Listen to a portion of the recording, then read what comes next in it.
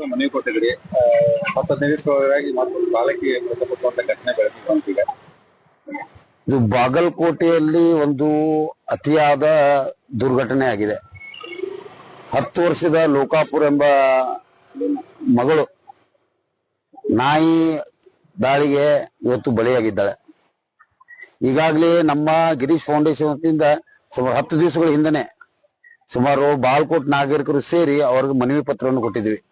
ಈ ನಾಯಿ ದಾಳಿಗಳಿಗೆ ಈ ಅಂಧ ಮಕ್ಕಳ ಮೇಲೆ ದಾಳಿ ಆಗಿದೆ, ಸಾರ್ವಜನಿಕರ ಮೇಲೆ ದಾಳಿ ಆಗಿದೆ. ಸುಮಾರು 3,500ಕ್ಕಿಂತ ಹೆಚ್ಚು ನಗರ ಪ್ರದೇಶಗಳಲ್ಲಿ ಬಾಗಲಕೋಟೆ ತಾಲೂಕು ಪ್ರದೇಶದಲ್ಲಿ ಪ್ರಕರಣಗಳು ಆಗಿವೆ. ಆದರೆ ಪೌರಾಯುಕ್ತರು ಅವತ್ತು ಸಹಿತ ಹಾರಿಕೆ ಉತ್ತರವನ್ನ ಕೊಟ್ಟಿದ್ರು. ಇಲ್ಲ, ನಾವು ಏಜೆನ್ಸಿಗಳನ್ನು ಕರೆಸ್ತೀವಿ, ಅವುಗಳನ್ನ ಇಂಜೆಕ್ಷನ್ ಮಾಡಿ ಅವುಗಳನ್ನ 10 ದಿವಸದಲ್ಲಿ ಇಡುವ ಪ್ರಯತ್ನ ಮಾಡ್ತೀವಿ ಅಂತ ಹೇಳಿದ್ರು. ಆ 10 ದಿವಸಗಳು ಕಳೆದ್ರ ನಂತರ ಯಾವುದೇ ರೀತಿ ಅವರ ಚಟುವಟಿಕೆಗಳೆಲ್ಲ ಪ್ರಾರಂಭವಾಗಿಲ್ಲ.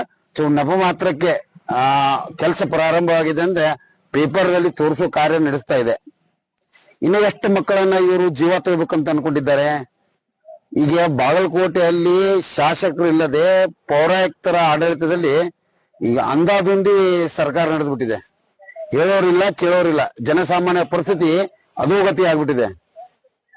ಸರ್ಕಾರ ಸುಪ್ರೀಂ ಕೋರ್ಟ್ ಮೇಲೆ ಇವತ್ತು ಒಂದು ತೀರ್ಪು ಬಂದಿದೆ. ಈ ಯಾವುದೇ ಈ ರೀತಿ ಘಟನೆ ಆದ್ರೆ ಇದಕ್ಕೆ ನೇರವಾಗಿ ಸರ್ಕಾರ ಹೊಣೆ ಹಾಗೂ ಇಲ್ಲಿನ ಪೌರಾಯುಕ್ತರ ಹೊಣೆ.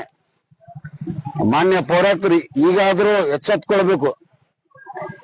ಒಂದು ಜೀವನ ನೀವು ತೆಗೆದುಕೊಂಡಿದ್ರಿ, ಈಗಾದ್ರೂ ಎಚ್ಚೆತ್ತುಕೊಂಡು ಸರಿಯಾದ ರೀತಿ ತಮ್ಮ ಜವಾಬ್ದಾರಿಯುತ ಕೆಲಸ ಮಾಡಬೇಕು.